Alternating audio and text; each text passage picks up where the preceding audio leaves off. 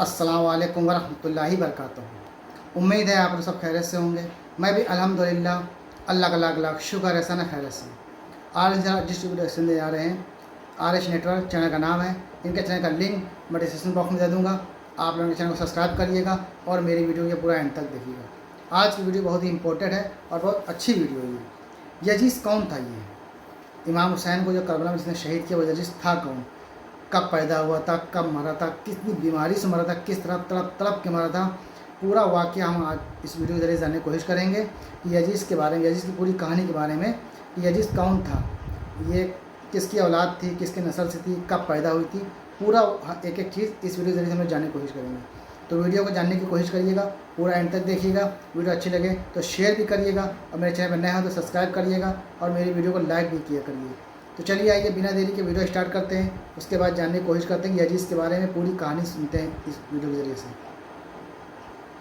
Yazid इब्न मुआविया। दोस्तों, ये इतिहास का एक ऐसा कैरेक्टर, एक ऐसा इंसान है कि जिसका जिक्र तब तब होता रहा है और तब तब होता रहेगा कि जब जब हज़रत इमाम हुसैन का जिक्र होता रहा है और जब जब हज़रत इमाम हुसैन का आगे भी जिक्र होता रहेगा, क्योंकि यही वो हुक्मरान था कि जिसकी हुकूमत में, या ये कहिए कि जिसके ऑर्डर पर ही 61 हिजरी 10 मुहर्रम के दिन करबला के मैदान में हज़रत इमाम हुसैन और उनकी पूरी फैमिली के साथ वो सब कुछ हुआ कि जो आज के दौर में हम लोग ऐतिहासिक किताबों के अंदर पढ़ते हैं। अब ये यजीद इब्न मुआविया आखिर था कौन, कब पैदा हुआ, कहाँ पैदा हुआ, हुकूमत की गद्दी कैसे मिली, कब मिली, और आखिर हज़रत इमाम हुसैन की शहादत के बाद इसका अंजाम क्या हुआ था, इसकी मौत कैसे हुई थी, यही सारी चीजें आज की इस वीडियो में हम लोग जानने की कोशिश करेंगे। साथ ही साथ हम आप लोगों को यजीद की तरफ से किए गए 3 सबसे बड़े गुनाहों के बारे में भी बताएंगे कि जिनमें से एक तो हज़रत इमाम हुसैन और उनकी पूरी फैमिली के ऊपर किए गए जुल्म सितम थे, जबकि 2 और भी ऐसे बड़े गुनाह थे कि जिनका जिक्र आजकल तो ज्यादा नहीं होता है, मगर वो भी इतने बड़े और खतरनाक थे कि उस दौर में उन्होंने पूरी मुस्लिम दुनिया को हिला कर रख दिया था। तो चलिए अब इस कहानी को बिल्कुल शुरू से शुरू करते हैं। RH नेटवर्क के नॉलेजेबल फ्रेंड्स, यजीद की पैदाइश एग्जैक्टली किस साल में हुई थी, इसको लेकर तो इतिहासकारों की अलग अलग राय पाई जाती है, मगर फिर भी अगर ज्यादातर की माने तो ये जन्म 645 या फिर 646 ईस्वी के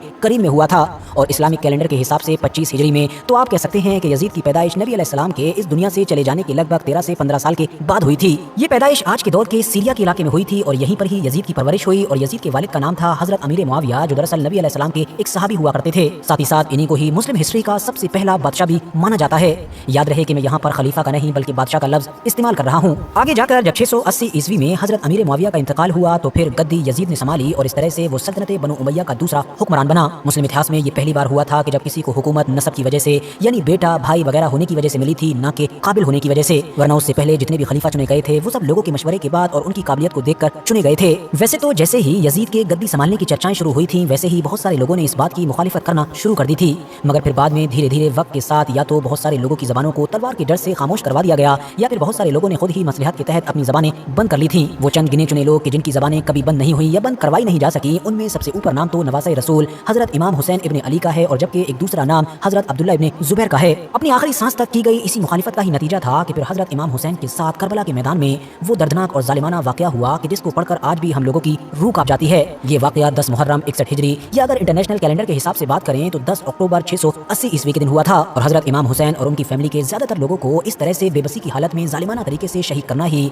यजीद के उन 3 बड़े गुनाहों में से पहला गुनाह माना जाता है कि जो उसने अपनी जिंदगी में किए थे। जबकि यजीद का जो दूसरा बड़ा गुनाह था वो दरअसल खुदा के घर यानी काबे के ऊपर पत्थर बरसाना था। आप लोग शायद कंफ्यूज होंगे कि आखिर कोई पत्थर काबे के ऊपर क्यों बरसाएगा, तो मैं आप लोगों को बता दूं कि जैसा कि आज के दौर में हम देखते हैं कि जब कोई भी फौज किसी बड़े शहर का घेराव करती है तो उसकी बड़ी बड़ी बिल्डिंग्स पर, उसके किलों के ऊपर अपनी नई एडवांस तोपों की मदद से गोले छोड़ती है, बारूद छोड़ती है। बिल्कुल वैसे ही उस दौर में मंजनीकों की मदद से खतरनाक पत्थरों की बारिश की जाती थी और यही उस दौर का एडवांस हथियार माना जाता था। यजीद की फौज की तरफ से किए गए इस बड़े अटैक की वजह से काबे को हद से ज्यादा नुकसान पहुंचा था। अब आप लोग ये भी सोच रहे होंगे कि आखिर यजीद की फौज ने मक्का शहर पर हमला क्यों किया था, तो ये हमला हुआ था उन्हीं हजरत अब्दुल्ला इब्न जुबैर को खत्म करने के लिए कि जिनके बारे में मैंने आपको पहले ही बताया कि वो हजरत इमाम हुसैन के बाद दूसरे सबसे बड़े मुखालिफ माने जाते थे और यजीद की हुकूमत, यजीद की खिलाफत को कबूल करने के लिए तैयार नहीं थे। दोस्तों, यजीद का अब तीसरा बड़ा गुनाह था मदीना शहर के ऊपर हमला करना और मस्जिद नबवी की बेहुरमती करना। अपनी हुकूमत को महफूज बनाने के लिए जिस तरह से यजीद की तरफ से इमाम हुसैन और उनसे जुड़े हुए तमाम लोगों को शहीद किया गया या फिर मक्का में अब्दुल्ला इब्न जुबैर को खत्म करने के लिए हमला किया गया, बिल्कुल वैसे ही मदीना शहर से उठने वाली तहरीकों को भी दबाने के लिए इस शहर पर भी हमला किया गया। यजीद के दौर में मदीना के ऊपर किया गया ये खतरनाक और भयानक हमला आज भी मुस्लिम इतिहास में एक बड़े धब्बे के तौर पर देखा जाता है। वो पाक मस्जिद नबवी कि जिसमें नबी अलैहिस्सलाम या उनके बाद उनके सहाबा ने भी नमाजें पढ़ी या फिर पढ़ाई, अब वहाँ पर यजीदी फौज के घोड़े बंधे हुए थे और लगातार 3 दिन तक मस्जिद नबवी में अजान या फिर नमाज नहीं हो सकी थी।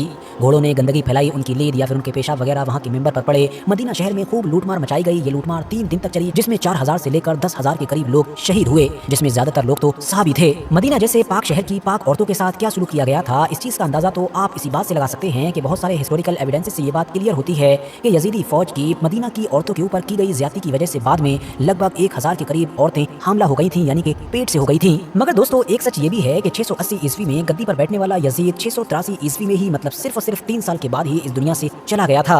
और जिस वक्त उसकी मौत हुई उस वक्त उसकी उम्र भी ज्यादा से ज्यादा 35 से 40 साल के बीच थी।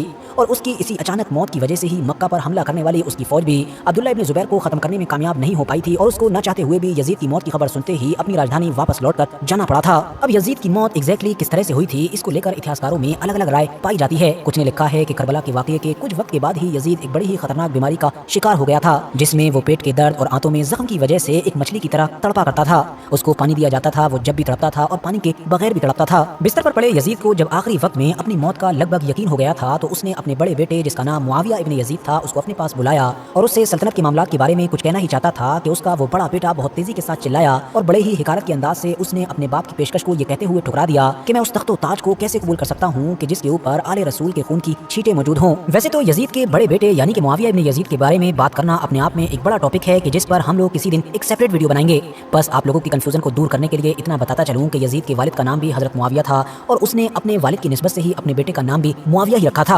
आखिरी वक्त में अपने बेटे का ऐसा जवाब सुनकर यजीद बुरी तरीके से तड़प उठा था और तड़प कर ही अपने पाँव को बिस्तर पर मारने लगा था। आंतों में मौजूद खतरनाक जख्मों की वजह से मौत के बिल्कुल आखिरी वक्त पर उसकी आंतें सड़ भी चुकी थी और इसी खतरनाक दर्द और तड़प की हालत में उसकी मौत हो गई थी। हालांकि दोस्तों कुछ दूसरी किताबों में यजीद की मौत के कुछ दूसरे असबाब भी मिलते हैं। मिसाल के तौर पर कुछ ने यह मेंशन किया है कि उसकी मौत का सबब एक रूमी नस्ल की लड़की थी, जिससे वो तो दिल लगा बैठा था मगर उस लड़की ने अंदरूनी तौर पर नफरत पाल रखी थी और एक दिन जब तन्हाई में यजीद उसके साथ मदहोश था तभी उसने मौका पाकर यजीद को कत्ल कर दिया था। इसके अलावा कुछ अलग एविडेंसेस ये भी बताते हैं कि यजीद की मौत घोड़े से गिरने की वजह से हुई थी। एक बार यजीद अपने बंदर को खच्चर पर बैठाकर दौड़ा रहा था और खुद भी घोड़े पर बैठकर उसके पीछे बड़ी ही मस्ती और मदहोशी में दौड़ता चला जा रहा था, जब ही अचानक से घोड़े से गिरने की वजह से उसकी गर्दन टूट गई, जिसकी वजह से वो दोबारा कभी भी खड़ा ना हो सका और इसी दर्द के आलम में उसकी मौत हो गई थी। फिलहाल इन सारी अलग अलग रिवायतों में से जो सी भी रिवायत सही हो, लेकिन एक बात क्लियर है कि यजीद की मौत कम उम्र में हुई थी और साथ ही साथ उसकी मौत नेचुरल भी नहीं थी। जहां तक मामला उसकी कब्र का है तो वो आज भी उसी सीरिया के अंदर मौजूद है कि जहां पर उसकी पैदाइश हुई, जहां पर उसने परवरिश पाई और जहां पर ही उसकी मौत हुई थी। फिलहाल दोस्तों आज की अपनी वीडियो को भी हम यहीं पर खत्म करते हैं। वीडियो अगर इन्फॉर्मेटिव तो दोस्तों ये था हमारा रिएक्शन जो हमने देखा कि यजीद कौन था, कब वो पैदा हुआ था, किस तरह से वो किस तरह बीमारी में मुब्तला हो और वो मर गया, जिसने इमाम हुसैन को करबला में शहीद करवाया था। तो ये यजीद की पूरी कहानी थी, पूरा तफसील से मुख्तसर सा वीडियो था ये, जो मेन पॉइंट थे वो बताए गए हैं आपको इस वीडियो के ज़रिए से। और हमने ये जान भी लिया कि यजीद कौन था और कब पैदा हुआ, क्या था उसका मामला, सब पूरा जान लिया। तो ये थी यजीद की कहानी। उम्मीद है आप लोगों को वीडियो अच्छी लगी होगी। वीडियो अच्छी लगी हो तो इसको शेयर ज़रूर करिएगा, मेरे चैनल पर नए हो तो सब्सक्राइब करिएगा और लाइक करिएगा और बेल आइकन ज़रूर दबाया करिए ताकि जैसे मैं वीडियो अपलोड करूँ तो आप लोगों को नोटिफिकेशन मिल जाए। और अपनी राय कमेंट बॉक्स में बताया करिए। तो फिर मिलेंगे इंशाल्लाह नेक्स्ट वीडियो में, तब तक लिए अस्सलाम वालेकुम व रहमतुल्लाहि व बरकातहू।